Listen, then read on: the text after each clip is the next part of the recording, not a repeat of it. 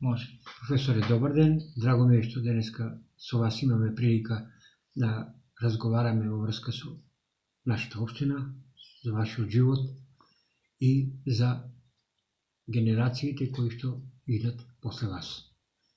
Првото прашање е, сакам нешто малку пошироко да ни кажете за вашата автобиографија, каде сте родени, каде сте завршили основно образование, средно образование, факултет, докторат и каде се прв пат вработивте? Добро. Драго ми е што најдовте време да дојдете кај мене. Јас вообичаено многу малце зборам за себе, меѓутоа ова е посебна прилика и ќе кажам неколку збора. Значи, јас сум роден на 36.1945 година во Панчарево, општина Берово.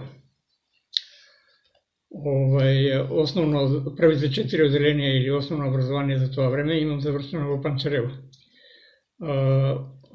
Осмогодишното училиште го имам завршено во Треботивиште, додека гимназија. Првите 2 години учам во Берово, а 3 и 4 година во Делчево и завршувам во Делчево гимназија. Во тоа време наставниот кадар од сите области не беше Бог знае на какво ниво и скоро сите што ми биле професори и учители биле почетници. Меѓутоа тоа воопште не ми било хендикеп во животот да не можам сето тоа да го надокнадам и да се гордеам со дел од моите професори како и учители. Првата учителка ми беше Цвета Манова од Пехчево и Љубинка, исто така од Пехчево, која се уште е жива и живее во Делчево, на Владко Мајко. Така. После завршувањето на средно образование? После завршувањето на средно образование се запишувам на Белградски универзитет на факултетот за рударство и геологија, оддел за геологија. Факултетот го завршувам во 1970 година и се вработувам во САСА. После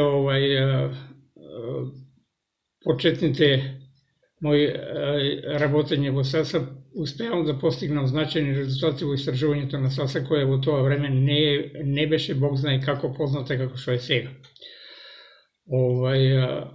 После неколку години се запишувам на постдипломски студии во Белград, кои исто така ги завршувам.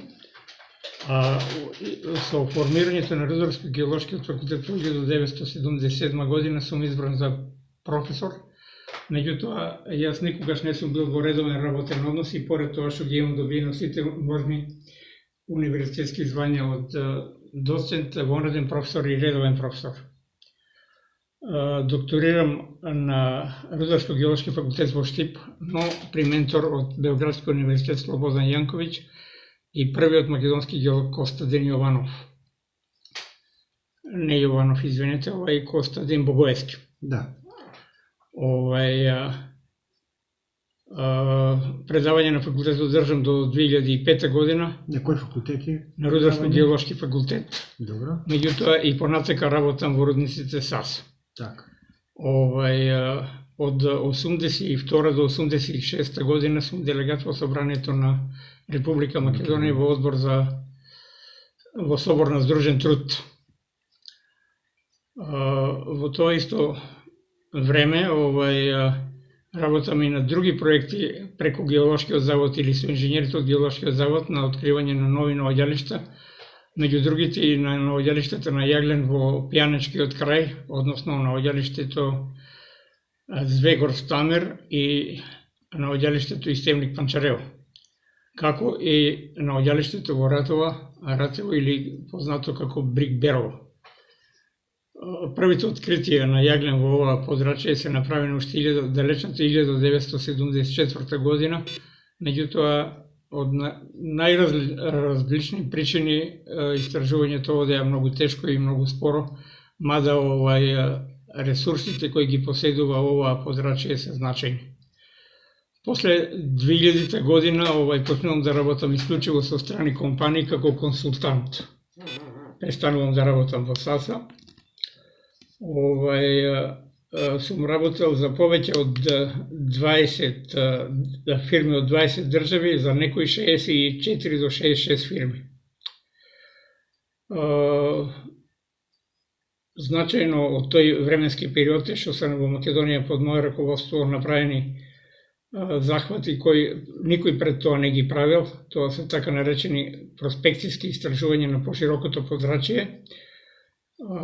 Потоа тоа го работевме и за една турска компанија, а овие првичните ги работевме за америчката компанија.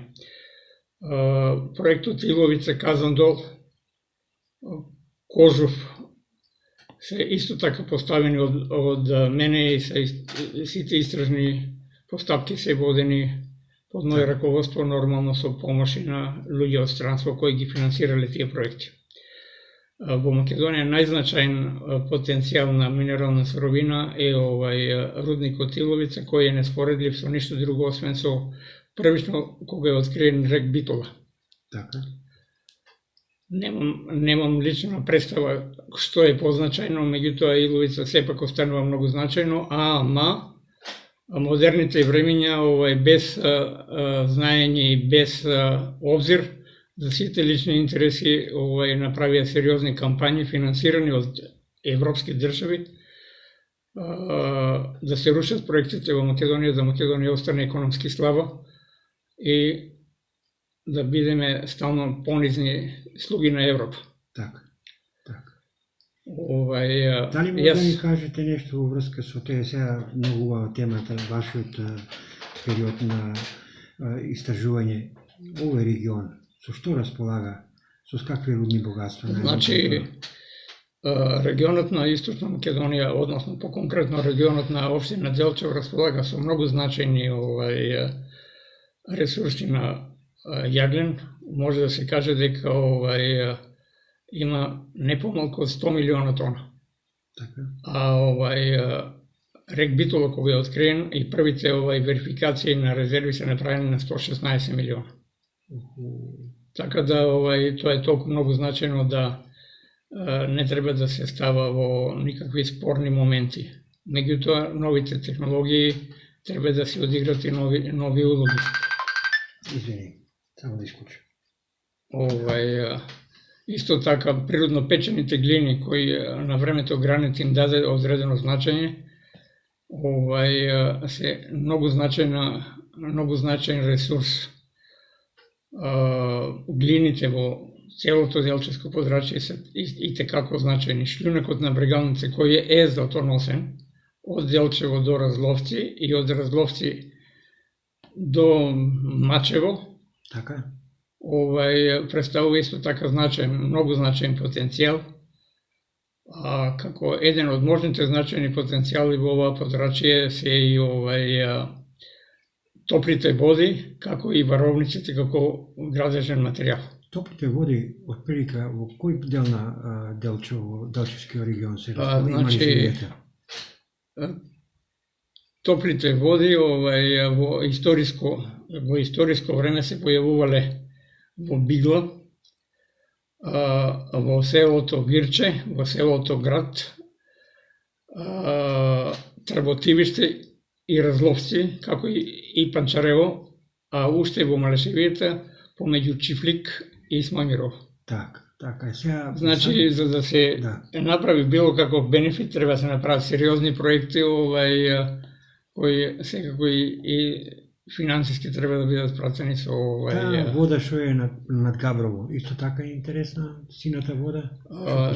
Сината вода или Куманица или Бањеште е интересно, прибидејќи од тој извор се направени банеолошки испитувања во Институтот за банеологија во Белград уште некаде 85-6 година и резултати се особено позитивни. Меѓутоа, не може да се ползува вода која е под 20 степени, 19,3 степени станална температура на водата е, како изворна површина, значи неопходно е бушење наменско за топли води кои, да речеме, нашите комшии бугарите во поголем му подраче, но најблизу до границата во Невестино има бушено по 700 метра бушотини кои имаат температури на водите околу 66 степени, 68, со 8 сериозна температура. Освен јагленот и топлите води, со кои други метали овде овој регион располага? Кои се многу интересни, а не ги експлоатираме. Значи, индикации има од Желевица до Моштица во сите потоци на злато. Така? Меѓутоа, исто така во алувионот на Бргалница има и минерали на волфрам. Волфрам е исто така еден од позначајните метали и за сегашната и за идната индустрија, бидејќи има многу широк спектар на примена. Меѓутоа, минералните сировини се интересни, но се и тешки за работа, бидејќи многу малку луѓе ја познаваат таа област, а се повеќе и повеќе се прави во таа насока обструкција од разноразни самозвани еколози. Не е проблемот да направите екологија, можеме целата држава да направиме ливада и ќе имаме добра екологија, меѓутоа народот од нешто треба да живее, значи неопходен е одржлив развој со екологија.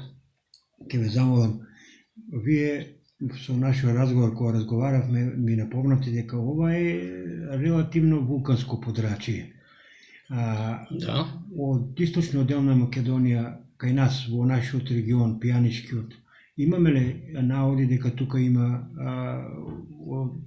јадра на вулкани?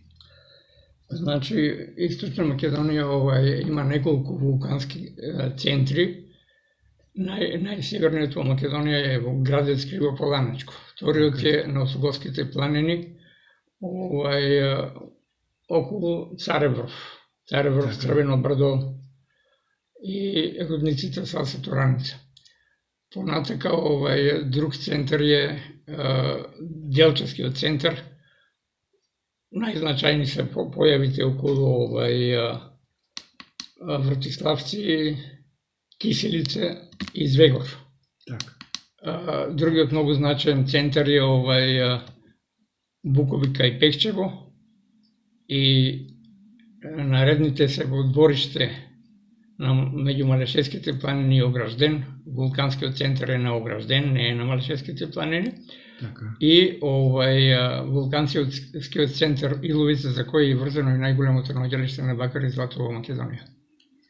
Сега, у скоп на сето ова, јас би сакал, поразговаравме малку и на темата, зошто Делчево постојано од својата историја го носи името на одредени војсководачи, цареви, од времето на Василије II па на навака. Делчево има вонредно добар географска положба и при движењето на разноразни војски освајачи поминувале и застанувале во Делчево, односно во Делчево па и во градот Пијанец од тоа време, кој од прилика се наоѓал кај што е сега комбинатор на Рудине. Така. Кај што е дирекцијата. Значи, сите овие големци владетели, цареви, кралеви, султани сакале да остават нивните имења забележени, но и да се паметат. Значи, Делчево представувало место кое по нивно мислење би било значајно да може да се памети на долг временски период. Така.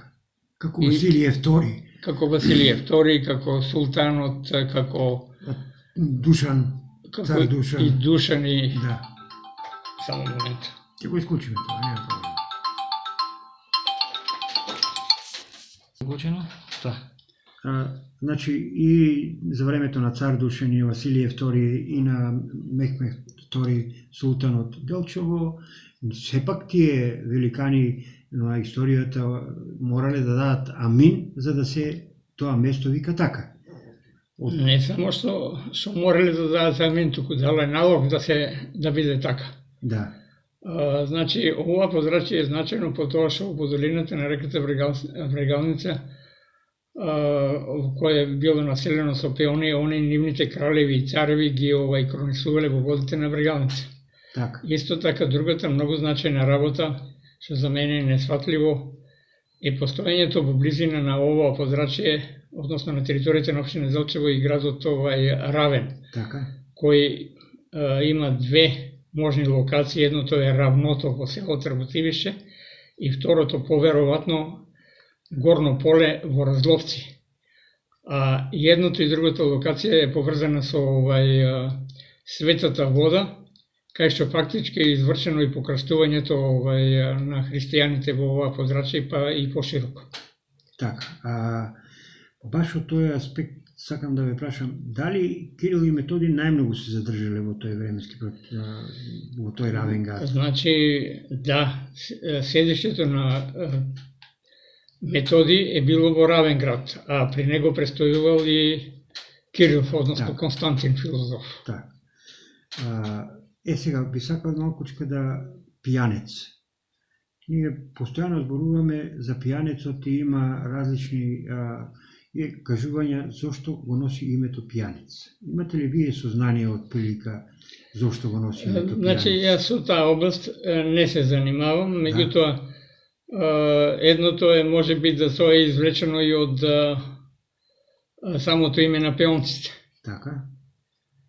Со одредени трансформации, а другото е познатата легенда дека во житото во ова подрачје растело едно растение пијавец и луѓето кога јаделе од левот ги опивало. И третото е дека луѓето во ова подрачје били пијаници, што е неверојатно, нема основа. Нема основа. Благодарам. Сега би да идеме малку напред. Како вие го проживеавте периодот на трета и четврта година како прва генерација завршена во Делчево? Со престојот од Берово вие се враќате и трета и четврта година завршувате во Делчево. Како ги преживеавте и како на некој начин тој временски период вие од ваш аспект можете да ни го прикажете? Од образовен, од воспитен, од секаков карактер. И прескам напомнав, значи во тоа време сите бевме исти, сите имавме желба да учиме, немавме некакви, Бог знае какви такмичарски амбиции меѓу себе, еден на друг си помагавме, ние до денес со тие што се живи си ги одржуваме контактите. Така. Сите имат завршено од тој време? Значи, најголемиот дел од првата генерација имат високо и више образование. Так. Само неколку луѓе на една рака може да се избројат кои не продолжија од најразлични причини. Кои ви беа професори од прилика? Имаше од Делчево или се беа од страна? Па имаше и од Делчево, но имаше и од страна. Например, физика, трета и четврта година предаваше Кирил Чаушки од Чаушев, од Владимирово. Математика Пано Едровски исто од Владимирово. Македонски предаваше Мирко. Физика Кирил Чаушки предаваше. Хемија Васо, да. Професоро, кај кого јас имав и матурска. Браво. Првата матурска кај Васо јас имам и втората Данка. Односно ја и Данка од првата генерација, Данка Ременска, ги имавме матурските кај професор Васо. Биологија кој ви предаваше? Биологија, Златковски на Горан Татко му каза. Горан Татко, добро. Значи, Шебеко. Спорт кој ви предаваше? Спорт Буински. Буински, многу амбициозно настапуваше со своите скромни знаења, но беше многу добар човек и многу добар педагог. Каде вежбавте вие кога бевте? Каде надвор? Немаше сала во тоа време. Гимназијата? во гимназијата немаше сала уште. Немаше. Немаше надвор, имаше вратило, разбој, некој го ставаа надвор, некогаш во ходник. Како ги преживувавте тие средношколски денови по завршувањето на средното образование? Дали имаше забава, дали имаше рекреација, можевте ли да излегувате? Никој не ни прече, во главно место кое што одевме беше киното. У киното? Киното и да прошетаме по улица. Да, на Корзо. Имаше Корзо во тоа време и горе-доле тоа беше целата Доколку забава, часот неколку пати. Па не се сеќавам, но прилично ограничено, што се разидува, сите се разидуваш и ти. И неколку матерница сме направиле во гимназијата во ходнику и тоа се. Так. И вие како ја преживувате и самата матура? Како беше тој момент на матура? Еми, исто скромно. Скромно. Так. Јако скромно. По една вечера, помалку некоја музика. Имаше од нашата генерација некои дечки што свираа гитара и пееа, примерно Симоновски Слободан, Данчо. Да, така. И Лупчо Костов. Кога би направиле на респектива на генерациите кои што вие сте биле и сега овој временски период, има разлика и во воспитни и во образовни Значи, има системи? разлика, сегашните генерации сакат се да постигнат многу брзо. Така. Не сакат да се задлабуват, нивната се има на интернет, се има на Google, што ја знам на YouTube и така натака. Не е баш така. Знање од таму, информации може да се добие таму, знање не. Да. Знањето мора да се стекне преку книга, преку истражување, преку макотрпна работа. Така. И Делчево како Делчево, што ви остава печаток? Како населба, како градче? Значи, во моментот јас кога учив гимназија и после релативно долг временски период, брзиот развој. Така. Меѓутоа, после осамостојувањето, место да јас се надевав дека овај народ вреден и трудолюбив па и способен, дека ќе направи нов исчекор, меѓутоа се јавија некои нови дечки кои беа многу алчни, лакоми и фактички ја уништија еднините на младите генерации. Сега Делчево, знаеме сите дека нема нешто со што би можел некој да се гордее. Така. Во ваше временски период имало доста млади луѓе кои што завршуваат, кои стануваат видни луѓе во овој регион. Вие сте генерација на луѓе кои што во Делчево оставиле длабоки траги. Еден од тие сте како доктор на науки, како истражуваш, како научник за нашите рудни богатства. Дали во овој временски период сепак, како што рековте, голем број на млади интелектуалци и се покажале не само тука и надвор? И дали ги познавате вие од прилика? Примерно, професор на Природно-научки факултет на групата физика Стоименов Станоја, кој е од првата генерација, остави во науката значајни траги со проучувањето на физика на цврсто тело и новите материјали. Тоа е за секаква почит. Понатака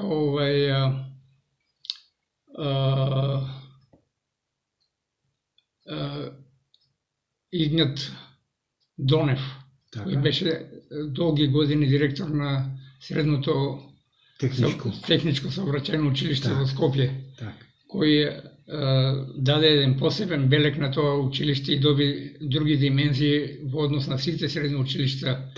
Така да и тој е еден од другите со кој човек треба да го испочитува и да се гордее. Исто така,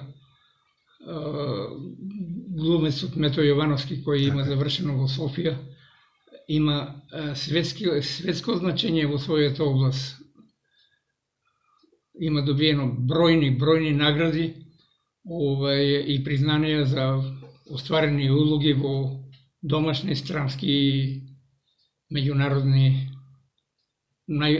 Последна една таква награда доби во Измир за животно дело.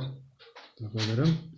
На крајот би сакал да сепак во интерес на генерациите кои што идат, што би им препорачувале? На новите генерации. Така, на новите генерации. Новите Сепак. генерации помалку да вртат мобилни телефони, да работат повеќе и да почитуваат вредностите и да не мислат дека лесно се стига до одредени материјални и други добра. Тоа е тежок трлив пат кој мора да се изоди сериозно. Така. Благодарам многу, да сте ми здрави и живи. И вие исто така ми беше Една, драго тоа и е колку 20 25 минути. 25 минути. Супер. Тоа се ќе иде. Значи се што кажале тоа останува. добро. Да ви кажам